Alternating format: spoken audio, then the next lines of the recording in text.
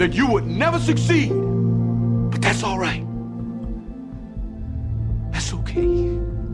Because no matter what happens tonight, you've already won. Because you refuse to give up on yourselves. You refuse to give up on your teammates. Who in this locker room is gonna give up tonight? You've already faced the storm.